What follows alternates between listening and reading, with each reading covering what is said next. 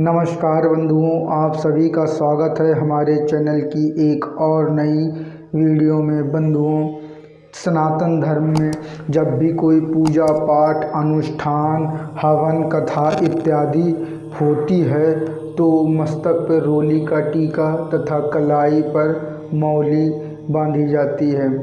टीका क्यों लगाया जाता है, तिलक लगाने का क्या महत्व है, यह कितने प्रकार के होते हैं, इस पे हम एक वीडियो पहले भी बना चुके हैं जिसका लिंक आपको डिस्क्रिप्शन बॉक्स में मिल जाएगा। आज हम बंधुओं चर्चा करेंगे कि कलाई पे मौली बांधने का क्या महत्व है, मौली रक्षा सूत्र क्या है, इसका धार्मिक तथा आध्यात्मिक महत्व क्या है, ये क्यों बांधी जाती है तथा इसको बांधने का क्या विधान है तथा किस राशि के जातक को किस रंग की मौली अपनी कलाई पर बांधनी चाहिए। तो बने रहें वीडियो के अंत तक। मैं आशा करता हूँ कि आपको कुछ नया जानने को मिलेगा। तो बंधुओं, आज की चर्चा को प्रारंभ करते हैं। धार्मिक अनुष्ठान हो या पूजा पाठ हो, कोई भी मांगलिक कार्यक्रम हो या देवों की आराधना हो, सभी शुभ कार्य करने में कलाई पर लाल रंग का धागा मौली बांधने की परंपरा है। लेकिन क्या आपने कभी सोचा है आखिर मौली यानी कलावा क्यों बांधते हैं, आखिर इसकी वजह क्या है। कलावा यानी रक्षा सूत्र बांधने का वैज्ञानिक तथा धार्मिक दोनों महत्व है। बंधुओं, कलावे का शाब्दिक अर्थ सबसे ऊपर, अर्थात मौली का तात्पर्य सिर से भी होता है। मौली का तात्पर्य सिर से होने के कारण ही शंकर जी को चंद्रमौली कहते हैं, क्योंकि वो सिर पे चंद्र को धारण करते हैं। मौली को कलाई में बांधने के कारण इसे कलावा भी कहा जाता है। इसका वैदिक नाम उपमणिबंध है। मौली कच्चे धागे की बनी होती है। इसमें मूलतः 3 रंग लाल, पीला और हरा होता है, लेकिन कभी कभी विशेष परिस्थितियों में ये 5 रंग की भी बांधी जाती है, जिसमें नीला और सफ़ेद रंग भी शामिल है। 3 और 5 का मतलब यहाँ त्रिदेव और पंचदेव से है। कलावा बांधने से ब्रह्मा विष्णु महेश तथा तीनों देवी लक्ष्मी, माता पार्वती, माता सरस्वती की विशेष कृपा प्राप्त होती है। बंधुओं, ब्रह्मा जी की कृपा से हमको कीर्ति मिलती है तथा विष्णु जी की कृपा से हमारी रक्षा होती है। हमें रक्षा बल उत्पन्न होता है, जिससे हम अपनी रक्षा स्वयं कर सकते हैं तथा शिव जी की कृपा से हमें दुर्गुणों का विनाश करने की क्षमता मिलती है। हमारे अंदर जो दुर्गुण हैं वो शिव जी की कृपा से समाप्त होते हैं। बंधुओं, कलावे से बीमारियां भी दूर होती हैं। कहा यहाँ तक गया है कि स्वास्थ्य के अनुसार रक्षा सूत्र बांधने से कई बीमारियां दूर होती हैं, जिसमें कफ पित्त इत्यादि शामिल है। शरीर की संरचना का प्रमुख नियंत्रण केंद्र हमारा कलाई से होता है, तभी एक्यूप्रेशर वगैरह हमारी कलाई से किए जाते हैं, जिसके कारण हमारे शरीर की सभी विबाधाएं दूर होती हैं। खैर, आज हम मौली पे ही चर्चा कर रहे हैं, तो इसी पे चर्चा शुरू रखते हैं। रक्षा सूत्र बांधने से व्यक्ति स्वस्थ रहता है। ऐसी मान्यता है कि इसे बांधने से बीमारियां अधिक बढ़ती नहीं। Blood pressure, heart attack, diabetes और लकवा जैसे रोगों से बचाव होता है यदि हम मौली बांधते हैं। तो इन रोगों में हितकर बताया गया है कि इन रोगों की बढ़ोतरी नहीं होती।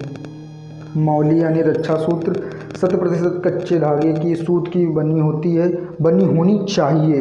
वही मौली हमें पहननी चाहिए। मौली बांधने की प्रथा तब से चली आ रही है जब दानवीर राजा बाली के लिए वामन भगवान ने उनकी कलाई पे रक्षा सूत्र बांधा था। बंधुओं, कलाई पर इसको बांधने से जीवन में आने वाले संकट से आपकी रक्षा होती है। वेदों में तो यहाँ तक भी कहा गया है कि इसको बांधने से व्यक्ति के जीवन में संकट नहीं आते, और आते हैं तो बहुत कम मात्रा में आते हैं। बंधुओं, एक कथा के अनुसार वृत्तासुर से युद्ध के लिए इंद्र भगवान जब जा रहे थे तो इंद्राणी ने इंद्र की रक्षा करने के लिए उनकी दाहिनी भुजा पे रक्षा सूत्र बांधा था, जिसके बाद वृत्तासुर को मार के इंद्र विजयी बने और तब से यह परंपरा चली आ रही है। अब बंधुओं, लोग कहेंगे कि रक्षा सूत्र तो सब बांधते हैं, तो उनको समस्या बीमारी क्यों होती है। तो बंधु हर चीज़ करने का एक सलीका होता है, हर चीज़ करने की एक विधि होती है। खासकर हमारे धर्म में तो हर चीज़ करने का एक विधान है। तो बिना विधान करे अगर आप कोई चीज़ करेंगे तो वो आपको फ़ायदा नहीं देगी, नुकसान नहीं करेगी तो फ़ायदा तो नहीं देगी। तो बंधुओं इसको धारण करने की विधि क्या है। पुरुष और अविवाहित कन्या को दाहिने हाथ में इसको बांधना चाहिए।